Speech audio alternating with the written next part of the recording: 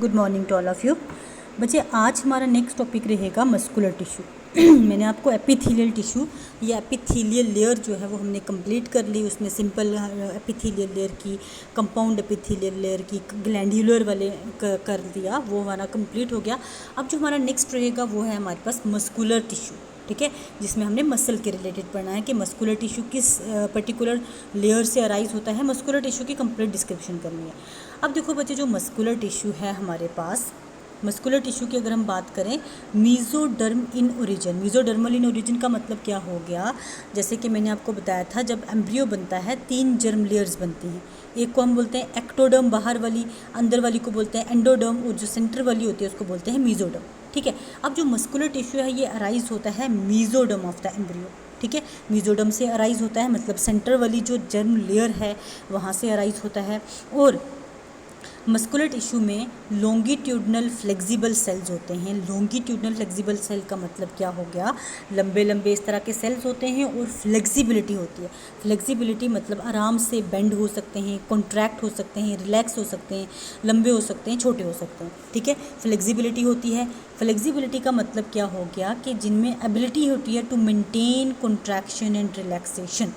मतलब ये एक सेल है ना, जैसे मान लो ये एक सेल है, ये अगर कॉन्ट्रैक्ट हो जाएगा तो छोटा हो जाएगा, जब ये रिलैक्स करेगा तो लंबा हो जाएगा। इस तरह से ऐसे सेल्स जिनमें एबिलिटी होती है कॉन्ट्रैक्शन और रिलैक्सेशन की, उनको हम क्या बोलते हैं? उसको फ्लेक्सिबिलिटी ऑफ मसल सेल्स बोलते हैं, ठीक है। अब एक मसल सेल की अगर बात करें, मसल सेल जो होता है उसकी प्लाज्मा मेम्ब्रेन, जैसे सेल की कवरिंग होती है ना, सेल मेम्ब्रेन या प्लाज्मा मेम्ब्रेन, मसल सेल की कवरिंग को हम बोलते हैं सार्कोलीमा। मसल सेल के अंदर जो साइटोप्लाज्मिक कंटेंट है, पूरा साइटोप्लाज्म, उसको बोला जाता है सार्कोप्लाज्म। क्या बोला जाता है? सार्कोप्लाज्म। किसको? साइटोप्लाज्म ऑफ मसल सेल, ठीक है। और मसल सेल के अंदर जो एंडोप्लाज्मिक रेटिक्यूलम होता है उसको बोला जाता है sarcoplasmic reticulum. Sarcoplasmic reticulum. Muscle cell के अंदर जो माइटोकॉन्ड्रिया होता है उसको बोला जाता है sarcomere. Mitochondria inside the muscle cell, ठीक है। मसल की मेम्ब्रेन को सार्कोलीमा, मसल के साइटोप्लाज्म को सार्कोप्लाज्म, और एंडोप्लाज्मिक रेटिक्यूलम को सार्कोप्लाज्मिक रेटिक्यूलम, और माइटोकॉन्ड्रिया को सार्कोमियर, ठीक है। इस तरह से एक मसल सेल की मैंने ये बात की है। अब अगर हम मसल सेल की बात करें, हर एक मसल सेल जो है छोटे छोटे सिलिंड्रिकल टाइप के सेल्स, जिनको हम मायोफाइब्रिल्स बोलते हैं, मायोफाइब्रिल्स मिल के एक मसल सेल बनाते हैं। बहुत सारे मायोफाइब्रिल्स मिल के एक मसल सेल बनाते हैं। अब अगर मायोफाइब्रिल की बात करें, मायोफाइब्रिल, बहुत सारे मायोफाइब्रिल, किस तरह मैं एक मायोफाइब्रिल बता देती हूँ। ये हमारे पास एक मायोफाइब्रिल है, ठीक है। इस तरह से बहुत सारे मायोफाइब्रिल मिलेंगे ऐसे और एक मसल सेल बनाएंगे, ठीक है। आगे डायग्राम में फिर क्लियर हो जाएगा। बहुत सारे मायोफाइब्रिल्स मिल के एक मसल सेल बनाते हैं। अब जो ये मायोफाइब्रिल्स कनेक्टेड है ना, जहाँ जहाँ से कनेक्टेड हैं, जैसे यहाँ से ये कनेक्टेड है, यहाँ से ये कनेक्टेड है, इनके कनेक्शन को हम बोलते हैं फेसिया। क्या बोलते हैं? फेसिया। अब फेसिया क्या होता है बच्चे? फेसिया हर एक ऑर्गन के सराउंडिंग में प्रेजेंट होता है, और हर एक ऑर्गन ऑब्वियसली मसल का बना होता है, तभी मैं बोल रही हूँ, हर एक ऑर्गन के सराउंडिंग में प्रेजेंट होता है, जो क्या करके रखता है? उस पर्टिकुलर ऑर्गन को अपनी जगह पे रखता है, ठीक है। उसको जगह से हिलाता नहीं। जैसे कि हम ना, अगर अपने मसल, जैसे आप मान लेते हैं अपने हाथ के मसल को खींचते हैं तो वो ओरिजिनल पोजीशन पे चला जाता है। जितना मर्जी हम उसको पुल कर लें, पुश कर लें, तो वो क्या अपनी लोकेशन को डिसलोकेट करता है? बिल्कुल भी डिसलोकेट नहीं करता।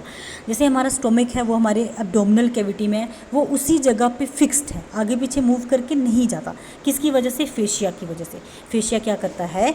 जितने भी मस्कुलर ऑर्गन्स हैं या मसल्स हैं उनको अपनी जगह पे रखता है, उनको डिसलोकेट नहीं होने देता, ठीक है। और बहुत सारे फेशिया जो हैं, ऐसे फेशिया के बंडल्स को हम क्या बोलते हैं? फेसिक्यूला। फेसिक्यूला जो बंडल ऑफ फेशिया हैं। और फेशिया ऐसे मस्कुलर पार्ट, ऐसा मस्कुलर रीजन जो ऑर्गन को अपनी लोकेशन पे रखता है, एक ही जगह पे रखता है, ठीक है।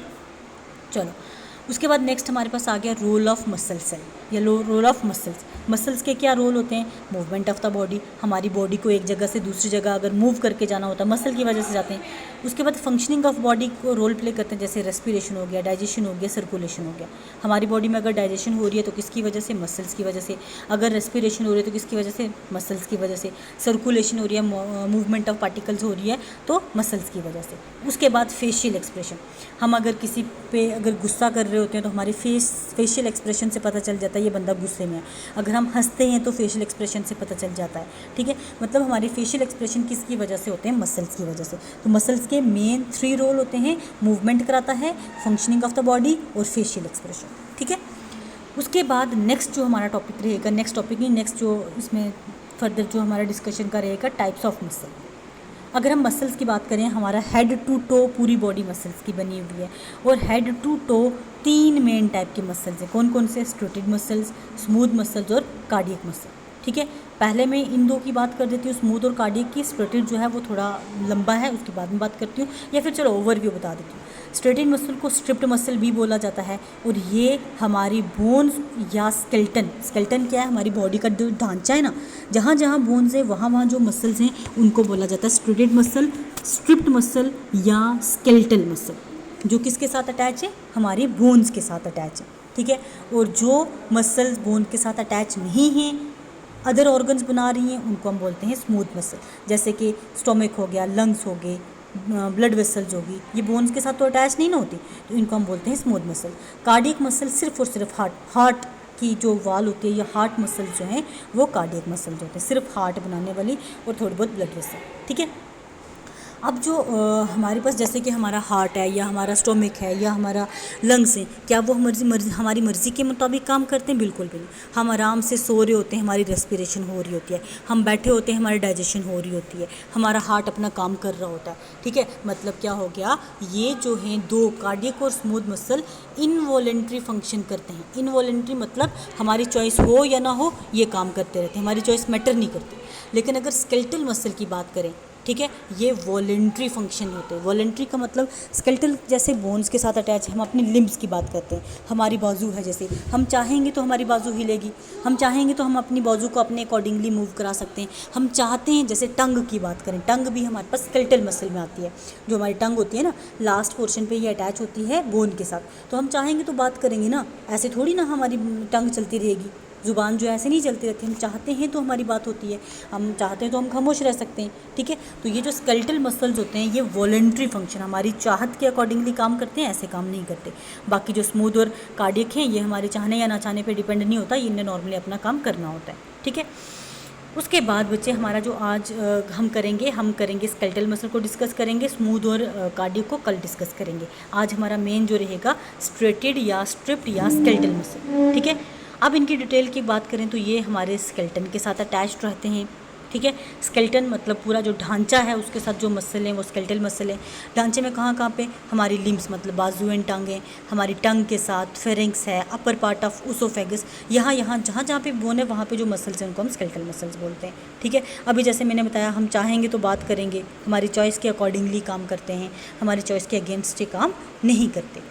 अब अगर हम इन muscle cell, skeletal muscle cell की बात करें, हर एक सेल जैसे स्टार्टिंग में मैंने बताया था मायोफाइब्रिल से मिलके बनता है। तो मायोफाइब्रिल्स आपस में कनेक्टेड रहते हैं एक दूसरे के साथ, और उन मायोफाइब्रिल्स की कनेक्शन और उनकी वर्किंग की वजह से हमारी बॉडी की फंक्शनिंग होती है।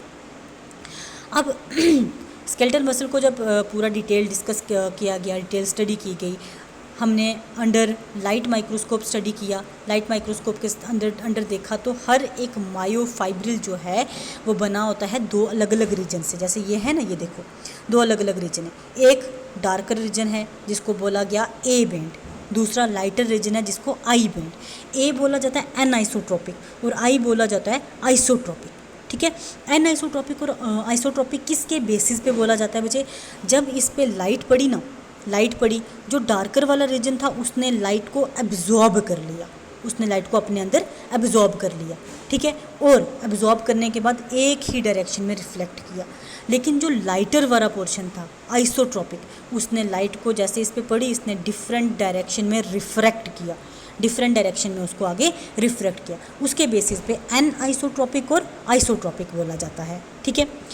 हो गया हमारे पास डार्कर और लाइटर बैंड। डार्कर बैंड जो है उसमें मैंने बता दिया एन आइसोट्रोपिक है, लाइटर को हमने आइसोट्रोपिक बोला। अब जो डार्कर बैंड था, जैसे कि ये पूरा डार्कर बैंड है, डार्कर बैंड में एक पोर्शन मतलब एक लाइन जितना लाइटर जोन है, उसी तरह ये लाइटर पोर्शन है, लाइटर में बिल्कुल छोटा सा एक डार्कर रीजन है, लाइटर में डार्कर है, डार्कर में लाइटर है।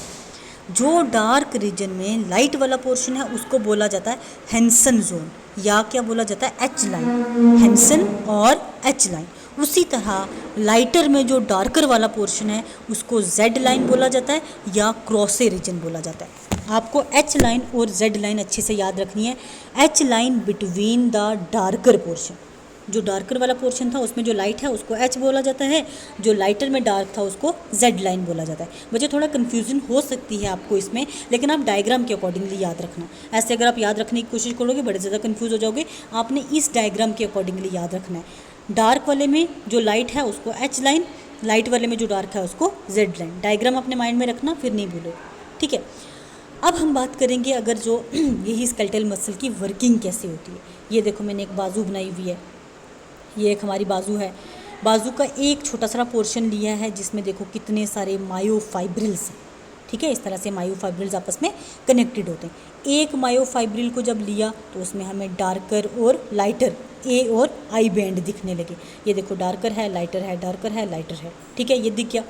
अब उसको फर्दर और हमने इलेक्ट्रॉन माइक्रोस्कोप या लाइट माइक्रोस्कोप के अंदर देखा तो डार्कर में भी एक लाइट बैंड दिखने लगा जिसको हम क्या बोलते हैं, एच लाइन। लाइटर में एक डार्क बैंड दिखने लगा जिसको बोलते हैं जेड लाइन, ठीक है। यहाँ तक क्लियर हो गया, ये अब क्लियर हो चुका है। उसके बाद फर्दर जो है और इसकी डिस्कस की और स्टडी की गई कि ये डार्कर और लाइटर बैंड है ये किस चीज़ के मिलके बने हुए हैं। डार्कर और लाइटर बैंड हैं ये तो पता चल गया, लेकिन डार्कर और लाइटर बैंड किस चीज़ से मिलके बने वो देखने को स्टडी फर्दर की गई। तो देखा जो लाइटर रीजन है उसमें प्रोटीन है एक्टिन प्रोटीन, और जो डार्कर रीजन है उसमें मायोसिन प्रोटीन है। मतलब मसल में जो डार्कर और लाइटर रीजन थे एक्टिन और मायोसिन के मिलने से बने हुए, और एक्टिन और मायोसिन आपस में अल्टरनेट करती हैं। मतलब अगर ये एक्टिन है तो इसकी दूसरे वाली कौन सी होगी, मायोसिन होगी। एक्टिन और मायोसिन अल्टरनेट में वर्क करती हैं, एक कॉन्ट्रैक्ट करेगी, दूसरी रिलैक्स करेगी, दूसरी रिलैक्स करेगी, पहले वाली कॉन्ट्रैक्ट करेगी, ठीक है। तो ये अल्टरनेट कॉन्ट्रैक्शन और रिलैक्सेशन शो करेंगी, और इसी अल्टरनेट कॉन्ट्रैक्शन और रिलैक्सेशन की वजह से हमारी बॉडी मूव करती है। अब देखो ना, आप एक चलने को देख लो, हम वॉकिंग को माइंड में रख के चलते हैं। जब हम चलते हैं हमारी टांगें एक आगे एक पीछे मूव तो करती है। जब हमारी टांग ऊपर उठती है ना, पीछे मूव करती है, मसल स्ट्रेच हो जाते हैं, मसल्स कॉन्ट्रैक्ट हो जाते हैं। जब हमारा पाँव नीचे आता है मसल रिलैक्स हो जाते हैं, ठीक है। इस तरह से कॉन्ट्रैक्शन एंड रिलैक्सेशन होती है एक्टिन और मायोसिन प्रोटीन की, जिसकी वजह से हमारी बॉडी मूव करती है, ठीक है।